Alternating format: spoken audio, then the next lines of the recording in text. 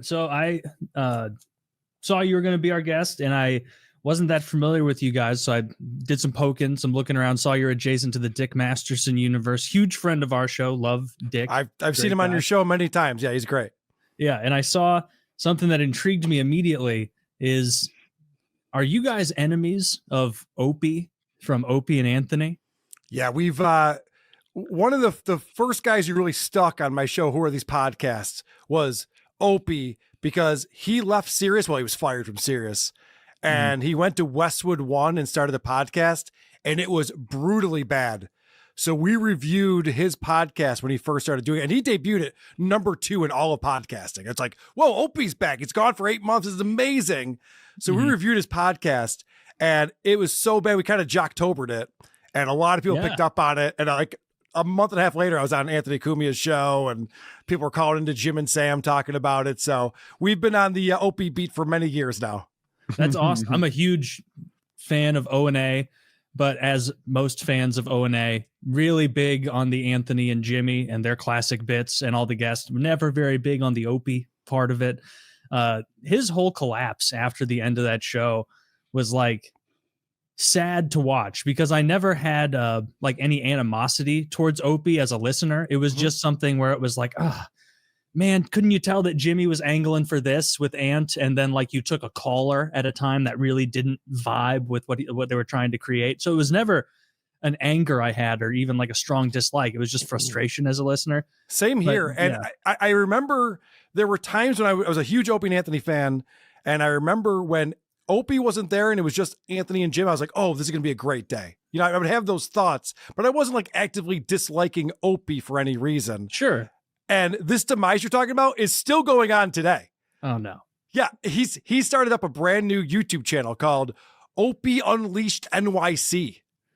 He walks around Manhattan with his phone out and just says awkward things to random people and puts that out as videos. It's brutally bad. I just had Anthony on my show this past week. We were going through some of the videos. It's hilarious. It's so cringe. Oh, this isn't great. 22 hours ago, streamed 248 viewers. Yeah. Like, there's never been a guy that should have faded away with the dignity of, like, you can't, like, people rip on Opie all the time in the context of O&A, but you can't take away that, like, he was one of the main hosts on to me, the funniest radio show to ever exist. Everything pales in comparison. It was hysterical. And he was part of that. And he made fuck you money. And then he just insisted himself upon the audience further. And it was like, even as it was happening, I remember listening and like I was falling asleep in like 2015 after like those tell-all episodes were being released with Anthony and Jim and Sam and Opie, and they were all kind of battling with their own uploads, and just thinking like, man, this is going to be sad because Anthony and Jimmy are going to succeed to some measure or another, especially Jim, and he's not. And it's going to like take any doubt he had about not being, quote, worthy of his success and just re-solidify it in his mind. No, he's a narcissist, so he doubles down. He literally just went on his show recently. When I say show, Kyle, are you familiar with Opie and Opie and Anthony at all? Of course, yeah. Okay. Yeah. So you know what we're talking about. So Opie 100%. Does a thing. He streams every morning, and he's in his Manhattan apartment overlooking the city, beautiful view, you know, $20 million apartment, whatever it is. And so he's showing that off, and he gets up early before the sun's up, and he streams to dozens of people. Yeah. Know why. And he just said recently on his stream that, you know, I should have walked away from Opie and Anthony. I just didn't have the balls to do it, but I should have done it. And he was talking about walking away in the year 2000. So he's going back and reinventing history and saying, like, I would have been just as successful without Jim and Anthony. And remember, he was the one who wanted to break up the show before the show got broken up. He's like, I could do this with other people. And then what happened? He brought in Vic Henley and Sherrod Small, and nobody cared. He went to afternoons, and then not only was he a drag on the comedy, and he could throw this wrench into it, but also he was responsible for some of the moments that gave the show a bad name and just made everybody look bad. Like, they did so much edgy stuff that you probably shouldn't actually go out and like torture a homeless man. Or what was that him or was that Ant? The cake no, that was Opie. Yeah. Good. And that was one of those things that like Ant and Jimmy were uncomfortable with because like they couldn't come right out and say it during a broadcast, but they clearly wanted to be like Opie, like, that was a genuine mean thing you did to a homeless guy. Have you noticed that all the people we're ripping on, like the retards that come into our studio, come here of their own volition? Like we're making fun of other comics promoting gigs right now or internet videos. Like you went out of your way to stomp on a homeless guy's cake. That's really By the way, that video resurfaces every couple of years. A subreddit picks up on it or something, or Twitter, and it just starts circulating again. Everyone's like, "Who's this asshole?" Yeah, so, like that's the most repugnant thing I've ever seen. Why have I never heard of this piece of shit? They're actually that's Opie from ONA. Wow, did he get canceled? They got him. Oh, damn. they got him. They got him. Oh.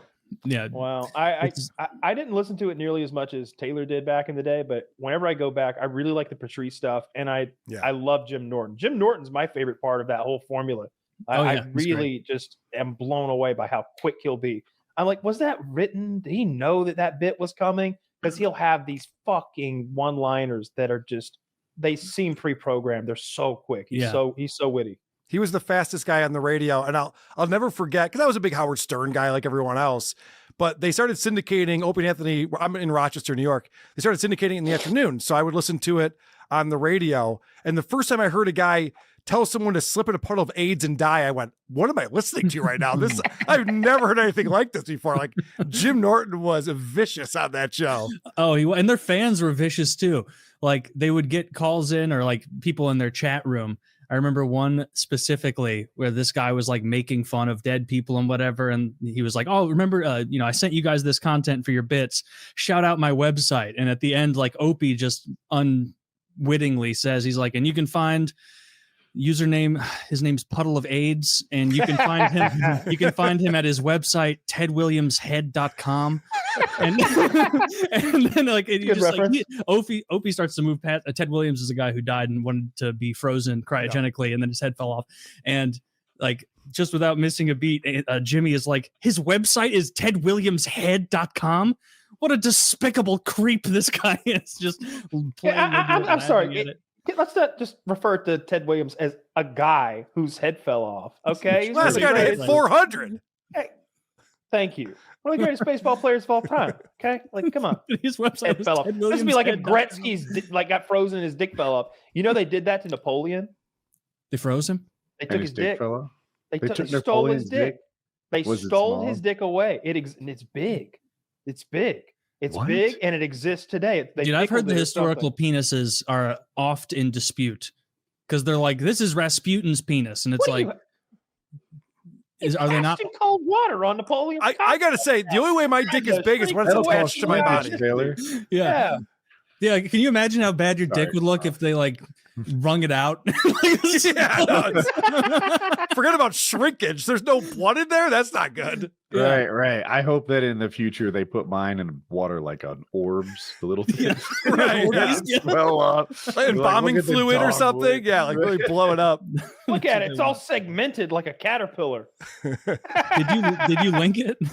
Zach said not big at all. Oh, come on, Zach. That's a hog. What is that? That's not a penis. That's not a dick. That's all fucking. That's talking like, about. That's not a dick. What is the double layer thing? What is the thumb underneath it? It's ribbed. That's a little ball. No, that's not how it. That's not how, it's a little scrote. It was a little scrote left over. Dude, that's not how any body part rots. You wanted to trim that scrote, dude. You trying to tell me that corn cob is a penis? That's a 200-year-old cock. I think it looks pretty damn good. Dude, that looks like that rock we sent to Denmark. You show me a 100-year-old cock that looks half as good as that. I challenge you. I'm like an eighth of the way there, and it looks way better. I don't need to flex on you guys. Well,